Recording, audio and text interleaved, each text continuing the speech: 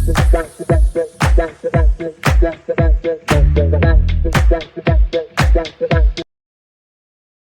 सभी का स्वागत है मेरे YouTube चैनल पर। जैसे कि आपको पता है कि हम section 3 interpretation close of transfer property act कर रहे हैं, तो आज हम सेक्शन 3 को कंप्लीट कर लेंगे। तो आज की वीडियो को स्टार्ट करते हैं। अगर अभी तक आपने चैनल को सब्सक्राइब नहीं किया है तो चैनल को सब्सक्राइब कर लें ताकि आपको सारे अपडेट्स मिलते रहे टाइम टू टाइम। तो स्टार्ट करते हैं अपना टॉपिक। Section 3 interpretation close.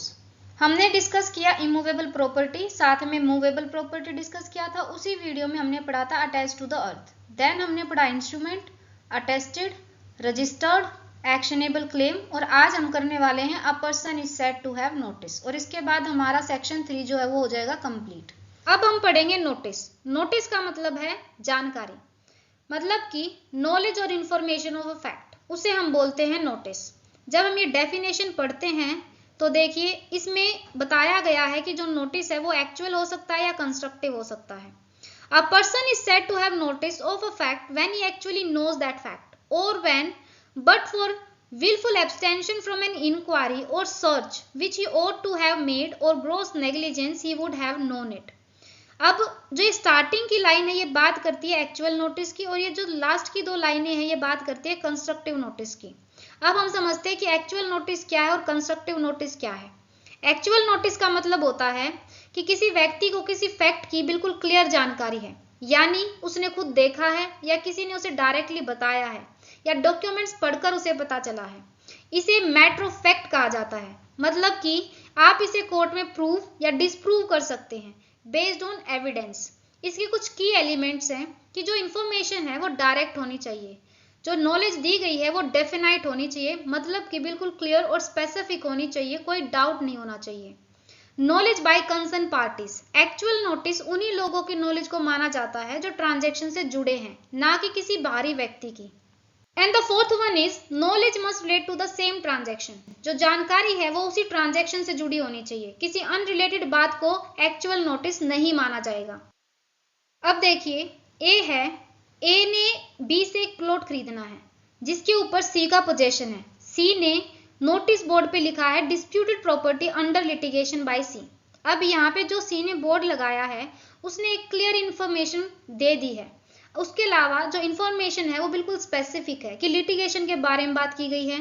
जो प्रॉपर्टी ए खरीदना चाहता है उसी प्रॉपर्टी के बारे में बात की गई है, मतलब कि उसी ट्रांजैक्शन से वो चीज जुड़ी हुई है। तो यहाँ पर जो इंफॉर्मेशन है वो क्या है, एक्चुअल नोटिस है। Second one is constructive notice.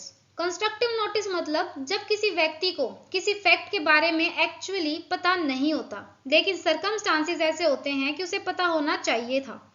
अगर उसने थोड़ी सावधानी रखी होती तो उसे उस चीज के बारे में पता चल जाता, तो उसे हम बोलते हैं कंस्ट्रक्टिव नोटिस। कंस्ट्रक्टिव नोटिस जो होते हैं वो लीगल प्रिजम्पशन ऑफ नॉलेज होता है, मतलब कि कोर्ट में हम ये नहीं कह सकते कि मुझे नहीं पता था, क्योंकि कानून मानता है कि आपको पता होना चाहिए था। तो जो कंस्ट्रक्टिव नोटिस है इसके भी कुछ की एलिमेंट्स हैं, जैसे कि constructive notice is based on equity.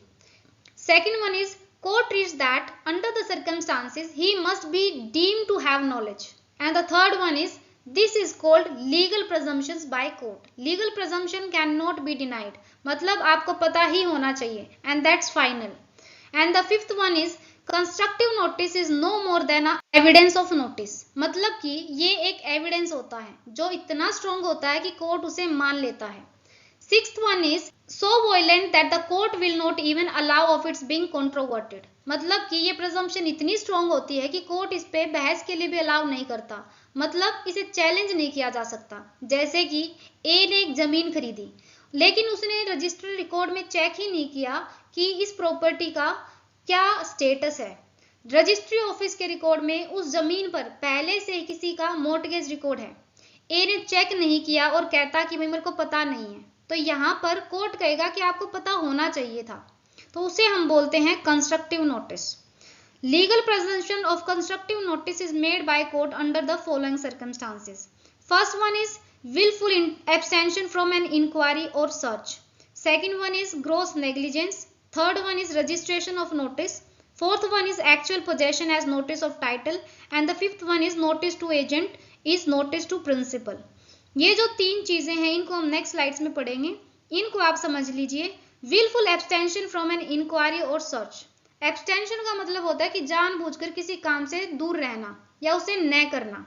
तो wilful abstention from an inquiry और सर्च, जैसे कि ए है, ए बी को एक लेटर भेजता है रजिस्टर्ड, लेकिन बी उसे एक्सेप्ट ही नहीं करता।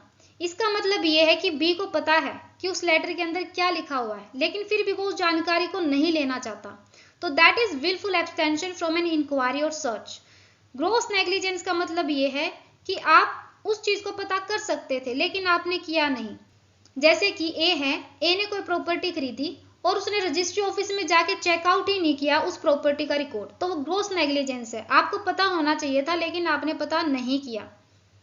देखिए, जो सेक्शन 3 है उसमें नोटिस में 3 एक्सप्लेनेशन दी गई है। जो फर्स्ट एक्सप्लेनेशन है वो बोलती है अगर कोई इमूवेबल प्रॉपर्टी की डील रजिस्टर्ड डॉक्यूमेंट से हुई है और एज पर रजिस्ट्रेशन लो हुई है, तो जो कोई भी पर्सन उस प्रॉपर्टी या उसका कोई हिस्सा भी खरीद रहा है तो उसे रजिस्ट्रेशन की डेट से उस डॉक्यूमेंट की नॉलेज मानी जाएगी, चाहे उसने एक्चुअली उस चीज को देखा है या नहीं देखा है। अब ये चीज मेंशन है इस वाले सेक्शन में, लेकिन उसके ऊपर कुछ शर्तें हैं। जो फर्स्ट है वो ये है कि डॉक्यूमेंट की रजिस्ट्रेशन जो है वो इंडियन रजिस्ट्रेशन एक्ट के अकॉर्डिंग होनी चाहिए। सेकंड है कि जो डॉक्यूमेंट है उसकी जानकारी सही से रिकॉर्ड में होनी चाहिए। थर्ड वन है इंडेक्स में ट्रांजैक्शन की डिटेल सही से होनी चाहिए सेक्शन 55 के अकॉर्डिंग। तो इस वाली जो एक्सप्लेनेशन है इसमें ये चीज लिखी गई है। Where any transaction related to immovable property is required by law to be has been effected by registered instrument, any person acquiring such property or any part of it or share or interest in such property shall be deemed to have notice of such instrument from the date of its registration। ये चीज बिल्कुल clearly बताई गई है। Then उसके बाद इस पे शर्त रखी गई है कि the instrument has been registered and its registration completed in the manner prescribed in the Indian registration act. Then उसके बाद बताया गया है कि the instrument has been duly entered और filed as the case may be in books kept under section 51 of that act. Then लिखा हुआ है कि the particulars regarding the transaction to which the instrument relates have been correctly entered in the indexes kept under section 55 of the act। अब देखिए second explanation. Any person acquiring any immovable property or any share or interest or in any such property shall be deemed to have notice of the title if any of any person who is for the time being in actual possession thereof। जैसे कि मैंने example दिया था आपको कि ए ने B को बेचनी थी प्रॉपर्टी और उसमें सी का पहले से ही पोजेशन था।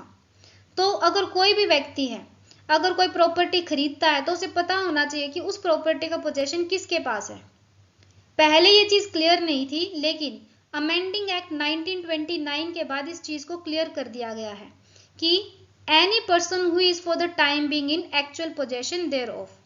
तो अगर आप किसी भी इमूवेबल प्रॉपर्टी को खरीदते हैं तो आपको पता होना चाहिए कि उसका जो पोजेशन है किसके पास है। एक्सप्लेनेशन 3 बोलती है a person shall be deemed to have notice of any fact if his agent acquire notice thereof while acting on his behalf in course of business to which that fact is material.